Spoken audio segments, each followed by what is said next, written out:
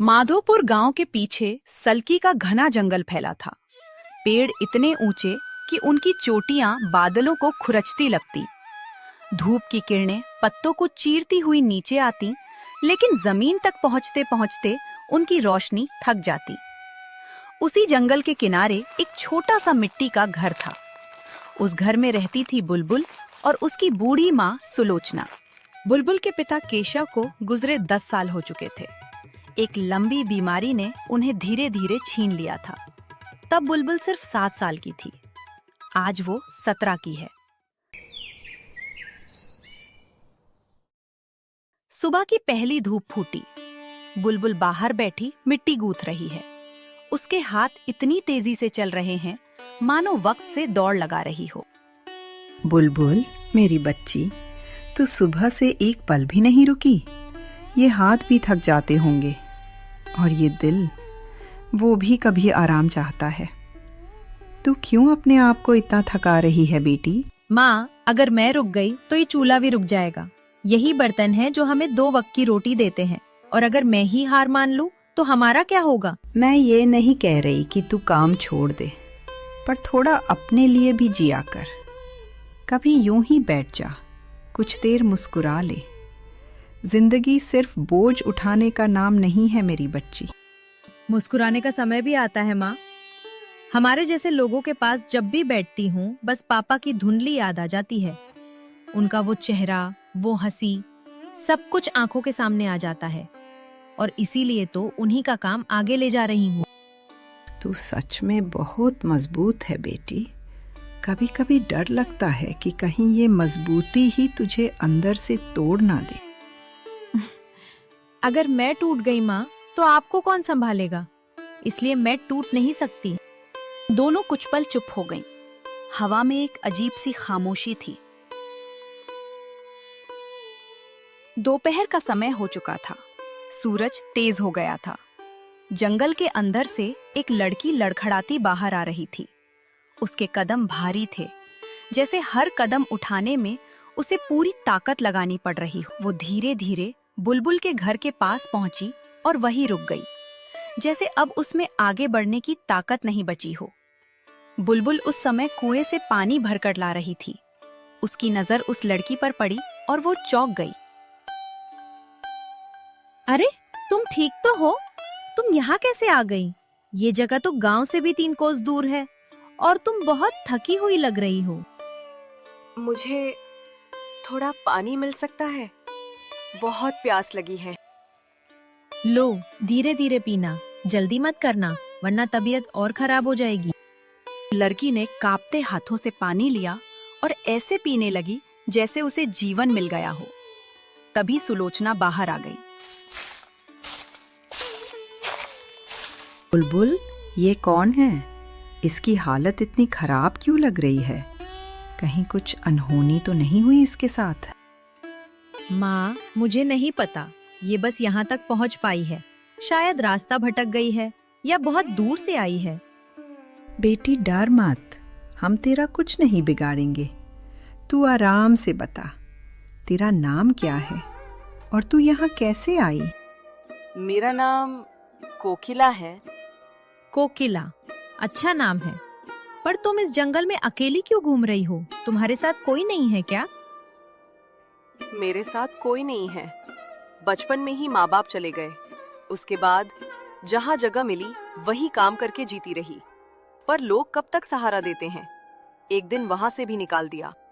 फिर तू यहाँ कैसे आ गई बेटी? बस चलती रही, बिना सोचे बिना समझे। जहाँ रास्ता ले गया चल पड़ी। 2 दिन से कुछ नहीं खाया। आज जब लगा कि अब शायद चल भी नहीं पाऊंगी, तभी ये घर दिख गया। तुमने सच में 2 दिन से कुछ नहीं खाया? नहीं, अब तो भूख भी महसूस नहीं होती, बस कमजोरी लगती है। चलो बेटी, घर का अंदर चलो।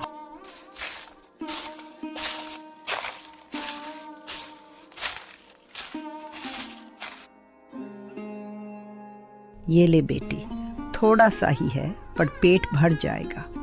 आराम से खा, जल्दी मत कर। कोकिला खाने लगी। हर निवाला ऐसे खा रही थी जैसे वह उसके लिए बहुत कीमती हो।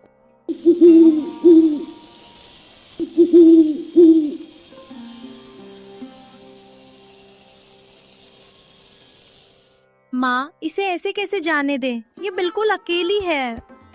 दिल तो यही कहता है कि इसे रोक लें, पर हमारी हालत भी तो देख। हम खुद मुश्किल से जी रहे हैं। माँ, अगर हम ही किसी की मदद नहीं करेंगे तो फिर कौन करेगा? हम गरीब हैं, लेकिन दिल से तो गरीब नहीं है ना। सुलोचना ने बुलबुल की तरफ देखा, फिर कोकिला की तरफ, फिर फैसला किया। ठीक है, अगर तेरे दिल को सुकून मिलेगा तो ये यहीं रहेगी। कोकिला, अगर तुम चाहो तो यहाँ हमारे साथ रह सकती हो। ये घर छोटा है, पर यहाँ कोई तुम्हें नहीं भगाएगा। क्या सच में? मैं यहाँ रह सकती हूँ? आप लोग मुझे निकालेंगे तो नहीं? नहीं बेटी, अब तू यहाँ आई है तो ये घर भी तेरा ही है। मुझे यकीन नहीं हो रहा, इतने समय बाद किसी ने मुझे अपनाया है। अब तुम अकेली नहीं हो कोकिला, हम है ना।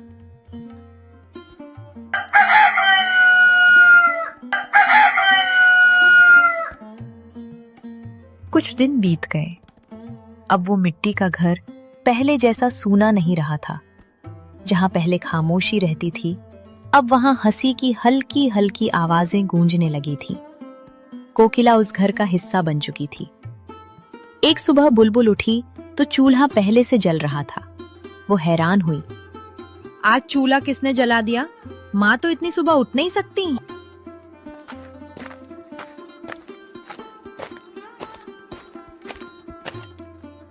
बुलबुल, तुम जाग गई? मैंने आज खुद से रोटी बनाने की कोशिश की है। बुलबुल रसोई में गई और देखती है रोटियां टेढ़ी मेढ़ी है, कुछ जली हुई, कुछ आधी कच्ची है। ये रोटी है या कोई नया नक्शा बना रही हो तुम? इसे खाएं या दीवार पर टांग दे? अरे, पहली बार बना रही हूँ, थोड़ा गड़बड़ होगा ही। तुम सिखा देना, फिर देखना कैसे बनाती हूँ। ठीक है, पर पहले ये बताओ, तुम इतनी सुबह कब उठी? बस नींद जल्दी खुल गई तो सोचा तुम दोनों को आराम करने दूं। आज तो घर में खुशबू भी अलग लग रही है। लगता है अब मुझे काम करने की जरूरत ही नहीं रहेगी। हाँ माँ, अब तो कोकिला है ना, ये हमें आराम कराएगी। हाँ, अब मैं भी इस घर की जिम्मेदारी हूँ। बोझ नहीं बेटी, तू कभी बोझ थी ही नहीं, बस हमें देर से मिली है। तीनों कुछ पल चुप हो गईं, पर यह खामोशी पहले जैसी भारी नहीं थी। इसमें अपनापन था।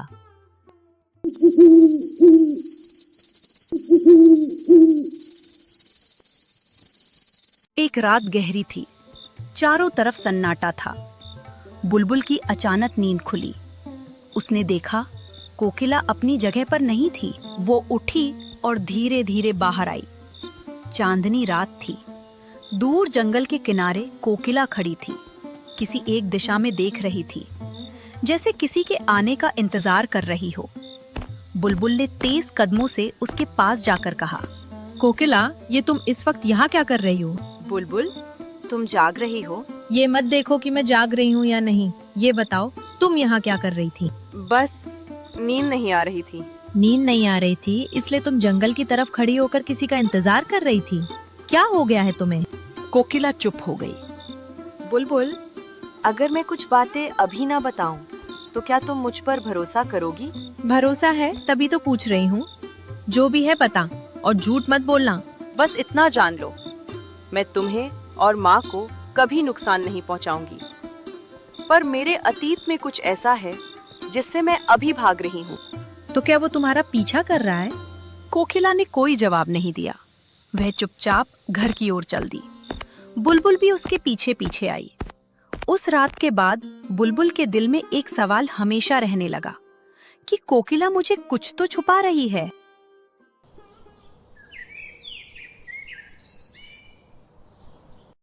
3 दिन बाद शाम को बुलबुल बर्तन बेचकर लौट रही थी। जब वह घर के पास पहुंची तो उसने देखा पेड़ों के पीछे कोकिला एक बुजुर्ग आदमी से बात कर रही थी। बुलबुल ने पेड़ के पीछे छुपकर सुना। कोकिला बेटी, समय बहुत कम है, तुम जितनी देर करोगी उतना सबके लिए मुश्किल होगा। मैं समझ रही हूँ चाचा, पर अभी नहीं। मैं उन्हें कुछ नहीं बता सकती। बुलबुल पहले ही शक करने लगी है। तुम इतनी तकलीफ क्यों सह रही हो बेटी? उन्हें सच बता दो। इतना सुनते ही बुलबुल खुद को रोक नहीं पाई। वो सामने आ गई। वाह, तो यही है तुम्हारा राज? कोई साजिश लेकर हमारे पास आई थी तुम? बुलबुल नहीं, तुम गलत समझ रही हो। तो क्या समझूं? ये आदमी कौन है और तुम इससे छुपकर क्यों मिल रही हो? तभी सुलोचना भी वहां आ गई। क्या हो रहा है यहाँ? माँ, अब सच सामने आ गया। यही था वो राज जो कोकिला हमसे छुपा रही थी। बेटी, तुझसे ये उम्मीद नहीं थी। हमने तुझ पर बहुत भरोसा किया। अब सच सामने आ गया। जो भी है सच बता दे। ठीक है, आज सब सच बता दूंगी।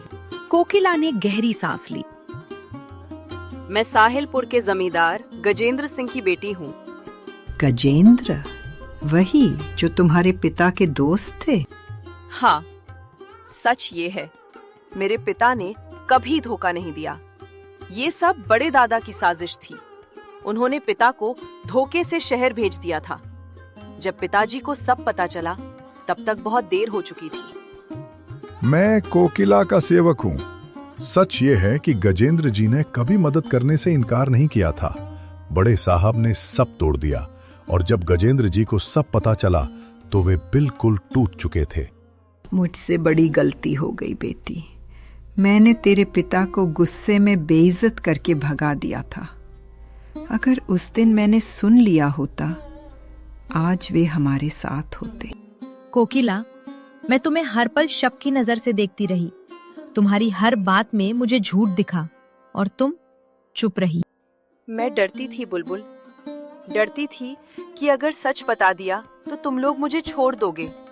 मैं तुम्हें खोना नहीं चाहती थी। मुझे माफ कर दो कोकिला, मैंने तुम्हारे दिल को बहुत ठेस पहुंचाई। नहीं, ऐसा मत करो। तुमने मुझे घर दिया, अपनापन दिया, यही सबसे बड़ी चीज है।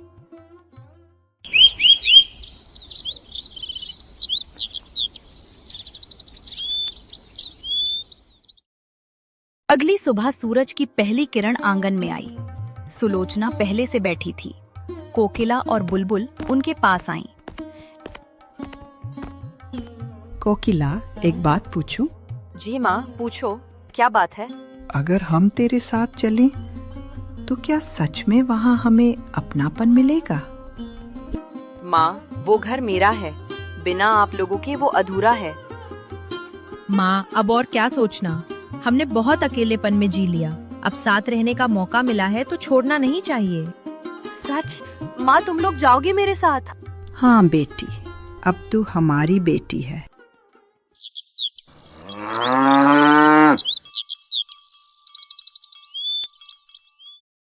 कुछ समय बाद तीनों हवेली पहुँचे।